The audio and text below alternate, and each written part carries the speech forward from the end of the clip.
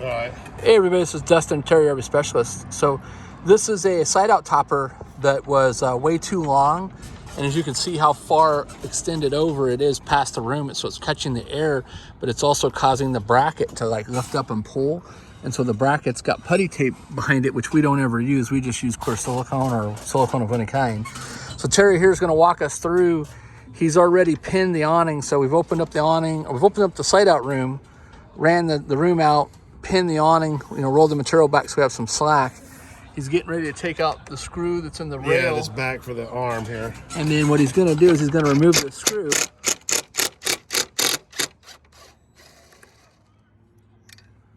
So by taking that bolt out, there's a screw that goes in the back of the arm to screw into this side of it. And so he's taking that out, which I don't know if I can catch the good enough angle for it, but he's taking that out so that he can disconnect this in from that currently to leave this here for a moment. This is just strictly so that he can measure the right distances. So see how there's no tube here, but down here, that tube is hanging out.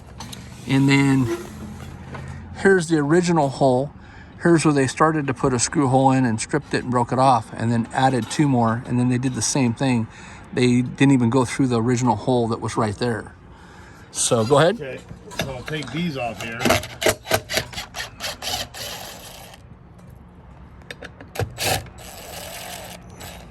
Oh, that one was already broke. Yeah, so it's a good thing you caught that. And then we'll cut these tubes down to the correct length as well. And we'll slide the whole thing over and off. Here, hold on to that end right there. You got it. This other, if I can get in there with that.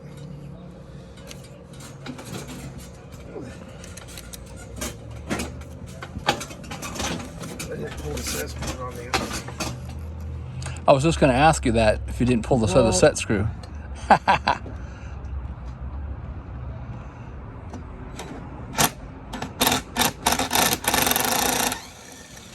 this one, but I think I'm going to have to take the set screws off the fabric itself. Yeah.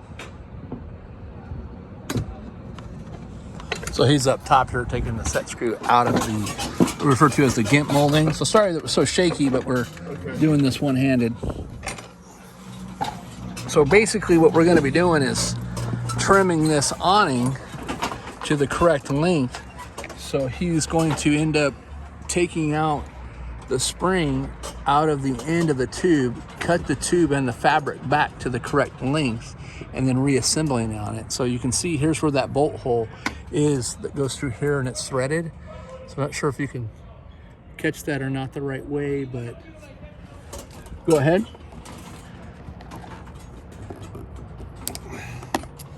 Oh, the other side slid off. Yeah, my other side over here slid out. So then, same thing here, this bracket, right?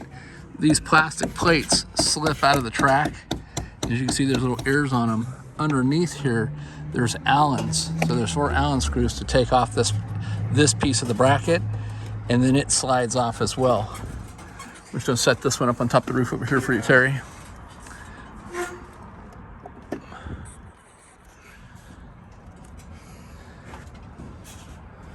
And those are just hand tight, right? They're not like impacted down. That's just to create space between the surface of the plate and the back plate, right? Just to push against it so that it's got tension. At least that's what it... got these stripped out. No, they do. I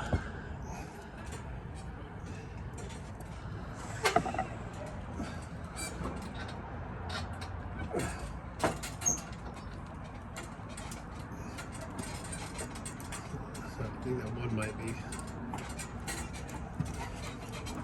This one's coming. All right. So when installing these too, for anybody that has going to be installing one, make sure that you don't over tighten these, because if you strip out that, it's not even aluminum, right? It's like a potted metal of some type. Yep. Then you're going to damage the threads on them. And has it only got 2 Allens, or has it got actually 4? It's just got 2. Just the top 2? Depending on if you want to raise it. Oh, the positioning of the bracket. Yeah. Okay.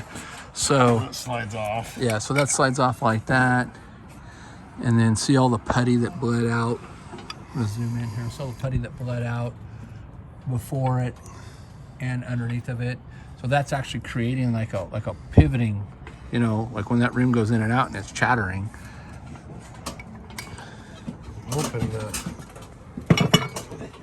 We're up here on a scaffolding too, so that's why you might see it shaky. And there's not much room on the scaffolding. I mean, you can see how much space we have between us here. Yep. We'll clean all that off later. Yeah, clean it all up and reseal it for them right way. Am I in your way? Yeah, I need to grab my square bit.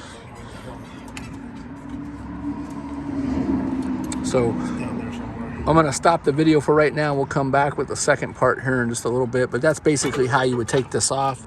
Is I'm going to step over here to with a ladder. Is you would, you will take these set screws out right here for the fabric. This is the gimp that goes through that. So that has to get removed. And then this material can slide out this track. So, and then same thing here, you know, you can see how much the bracket is moved. And so it's causing extra tension on all of this and pivoting it up because it's so much further along. And so it can't, you know, it can't pivot in and out right based off of the distance of the room. So it's kicked way forward. It also could catch the air and tear the material too, which I'm surprised it hasn't already done. So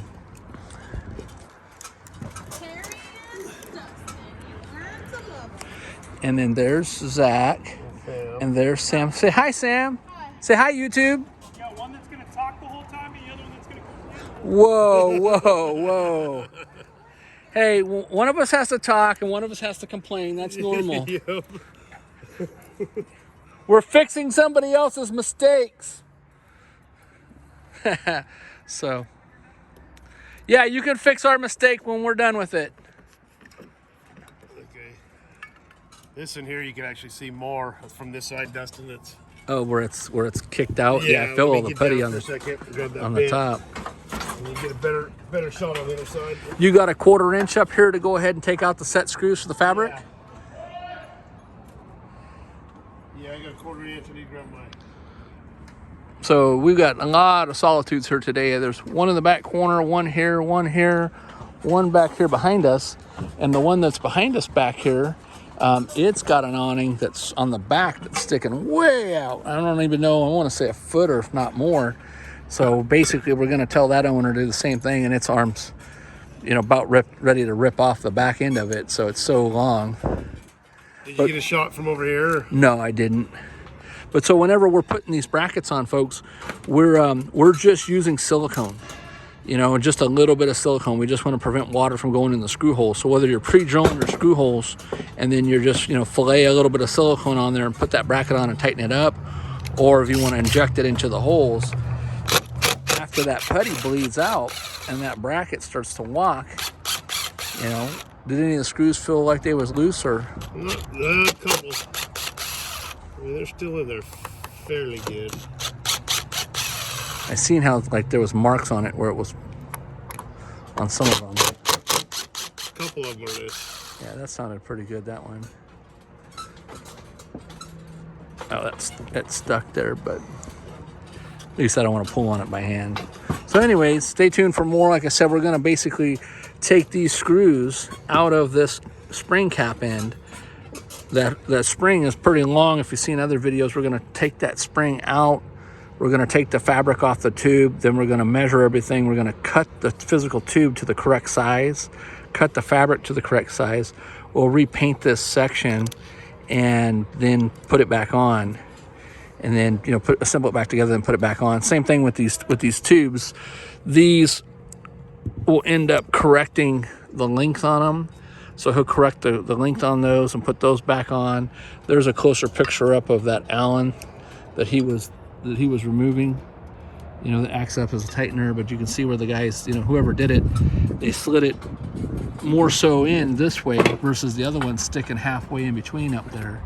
So if you see the other one, see how the tube's halfway in between where the bracket is supposed to hold it. So it's just way too far of a span for that surface. And then again, you know, you can see how thick. Wow, they really put that on there thick, Terry. That's even more than like 1/4 of an inch. Yeah, that's bad. You know, no wonder it was flexing so much. I mean, put that on there super thick. That's why it bled out so much on the top and the bottom. And that's why they're not seated. You know, and some of them it was seated up too high at the high, and then as it bled down, it kicked it out.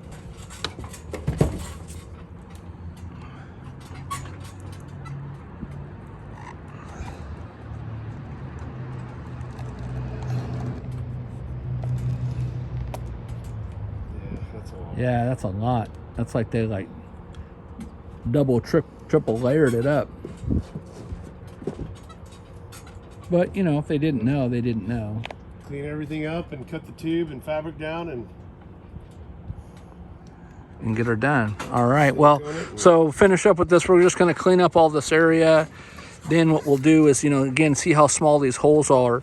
We'll go back before we put the bracket back on, add some silicone into the wall to make sure nothing gets in there, put a little thin bead on there so that it goes flat as can be when it goes back down, almost like a gasket in a car. You know, I don't know if anybody can see how thick this stuff is that they put on there, but that's an insane waste of amount of putty tape, you know, or whether they use the butyl putty tape, but yeah, it's butyl. Most of the time, like I said, once it starts squeezing out, yeah, and then your screws just start, you know, loosening up. Yep. Then it starts chattering. Well, you can see the marks on the back of it where it's like where the screws are moving just a little bit from it. So, but anyways, that's one of the reasons. And then besides the distance of it. So we'll get this all corrected, and then we'll get some more videos as he's cutting it all down. So thanks so much for watching. Thanks for kind of explaining it to us, Terry. And we will see you on the next one.